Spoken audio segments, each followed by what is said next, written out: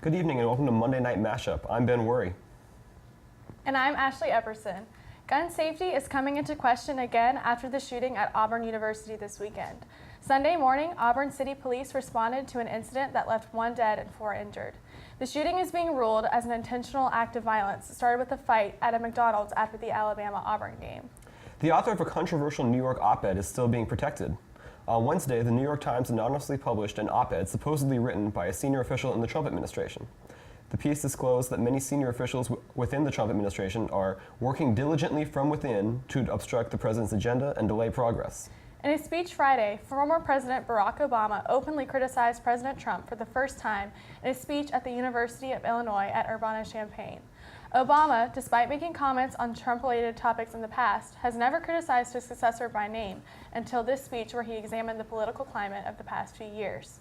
He claimed that Trump was a symptom of the backlash moment in politics America is experiencing right now and applauded the Me Too movement and the victims of the Parkland shooting for fighting and being politically active in an age where he claimed that indifference is the greatest threat to democracy. The Columbia Police Department is cracking down on jaywalking in downtown Columbia and around campus. Increased warnings and fines are being handed to citizens and students, and the consequences are steep. One USC student was charged with $232 for jaywalking, made up of CPD's charges and court fees. In some areas, officers are willing to be more lenient and issue warnings, but in others, tickets can and will be handed out without any warning. Jaywalking is not just walking outside of crosswalk lines, walking with it when the red hand is displayed, and can also result in tickets. When we come back, we'll tell you how to prepare for Hurricane Florence. Good evening, Gamecocks. I'm Olivia Countess with the weather for you today. All right, for this week, we'll have mid-70s into the weekend with a slight chance of a hurricane. Yikes. All right, let's take a look at our national forecast. All right, looks like in Columbia, it's going to be reaching mid-80s, and over in LA and Phoenix, yikes, 105. All right, you guys try to keep cool out there and try to keep safe this weekend with the hurricane coming up. Coming up next, we're going to have sports with Spencer Buckler. For weather, I'm Olivia Countess. Welcome back, I'm Spencer Buckler. Gamecock Nation is still recovering from Saturday's tough loss to Georgia. Georgia took the lead very early in the game, scoring in less than a minute after kickoff. The Dogs' DeAndre Swift ran 17 yards into the end zone with 11:50 left in the first quarter, raising the score to 14-0. But the Gamecocks didn't let that stop them as they scored a touchdown 4 minutes later, making the score 14-7.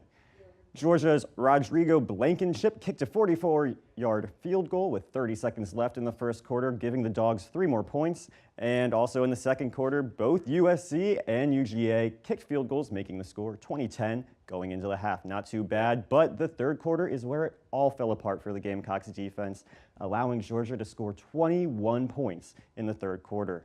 In the fourth quarter, USC held Georgia to 41 and scored a touchdown with 9 minutes left, making the final score 41 Georgia, 17 Gamecocks.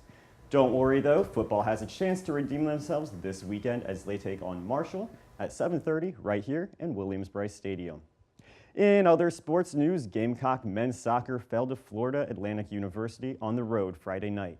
The Gamecocks had plenty of chances to score in the first half, but were unable to pull through. FAU's Alex Alexis scored the game-winning goal in overtime. Men's soccer travels to Greenville tomorrow to take on Furman. For SGTV Sports, I'm Spencer Buckler. Ashley and Ben, back over to you guys. Thank you for joining us tonight.